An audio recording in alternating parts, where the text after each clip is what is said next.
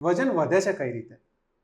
આ બધી game BMR જેને આપણે પાચન શક્તિ કહીએ ત્યાંથી ચાલુ થતી હોય. તમારી ગાડી છે, આપણે એક્ઝામ્પલથી જ વાત કરીએ કે ગાડીની અંદર ડીઝલની ટેન્ક કેટલા લીટરની આવતી હશે?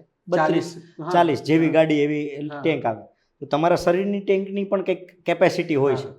તો એ કેપેસિટી કદાચ જોવા જઈએ ને તો એને કેલરીમાં આપી શકાય.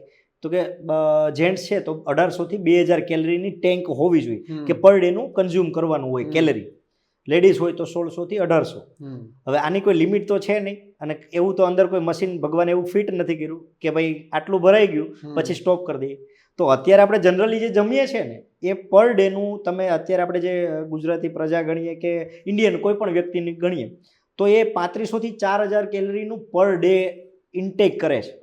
જરૂર છે 1800 કેલરીની, એના કરતા ડબલ 3 ગણું ખાય છે.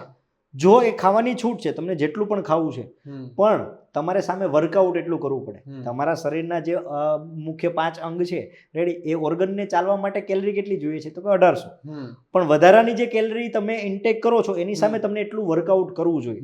હવે અત્યારે ભાગદોડ ભરી જિંદગીમાં અને એટલો સમય તો રહ્યો નથી કે આ આપણે વર્કઆઉટ કરીએ અને એને બંધ કરીએ.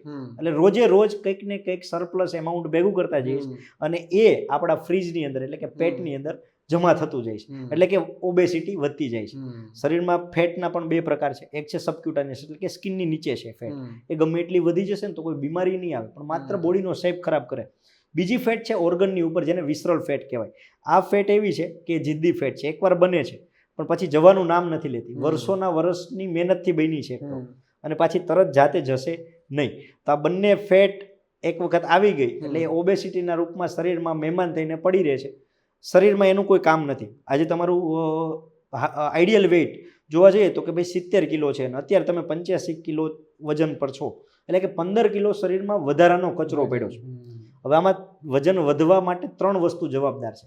પહેલું છે ફેટ, બીજું છે વોટર અને ત્રીજું છે મસલ્સ. આ 3 જ વસ્તુ એવી છે કે શરીરમાંથી વધારી અને ઘટાડી શકાય.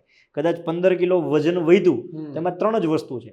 આના સિવાય તમે કંઈ હાડકાનું વજન કે બીજું કોઈ વજન વધારવાના નથી. ચરબી, પાણી અને મસલ્સ આ છે. પણ જ્યારે ઘટાડવાની વાત આવે ને ત્યારે મસલ્સને ક્યારેય ના ઘટાડાય. ઉંમર પ્રમાણે મસલ્સને વધારવા જોઈએ, ઘટાડાય નહીં. અને ફેટ અને વોટર જે જરૂર કરતાં વધારે શરીરમાં સ્ટોર છે, 15 કિલો મેં કીધું, તો એમાં 12 થી 13 કિલો પ્યોર ફેટ અને 2 થી 3 કિલો પાણી, આ 2 વસ્તુને ઘટાડી શકાય. તો તમે આઈડિયલ વેઇટ સુધી પહોંચો. હવે આના રિલેટેડ આઈડિયલ વેઇટ એટલે તમારી હાઇટ પ્રમાણે જે પ્રમાણે આઈડિયલ વેઇટ હોવું જોઈએ એના કરતાં જો વધી જાય છે તો દરેક ઓર્ગનને પણ લોડ પડે.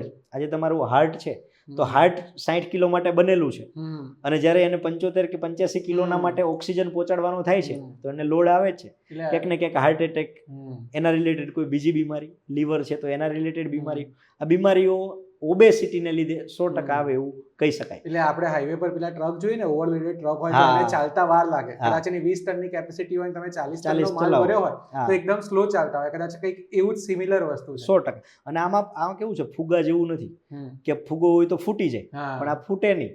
આ ઓવરલોડ આને સ્ટ્રેન્થ કરતું જ જાય અને ત્યાં વધતું જાય છે ફેટ, અને એ ફ્રીજની જેમ સ્ટોરેજ થાય અને એના ફળ સ્વરૂપે શું મળે છે તો કે બીમારીઓ મળે છે. લોંગ ટાઈમ સુધી જ્યારે ફેટ શરીરમાં પડી રહે, જે ઓર્ગનની ઉપર આજે તમને ડાયજેસ્ટિવ પ્રોબ્લેમ છે, ગેસ છે, એસિડિટી છે, તો તમારા ઇન્ટેસ્ટાઇનની આજુબાજુ એટલે કે આપણા આંતરડાની આજુબાજુ જે વિસરલ ફેટ જમા થઈ છે 20-25 કિલો. હવે મારી પાસે તો એવા લોકો પણ આવે છે કે જેમનું વજન 70 કિલો હોવું જોઈએ અને 150 કિલો પ્લસ હોય.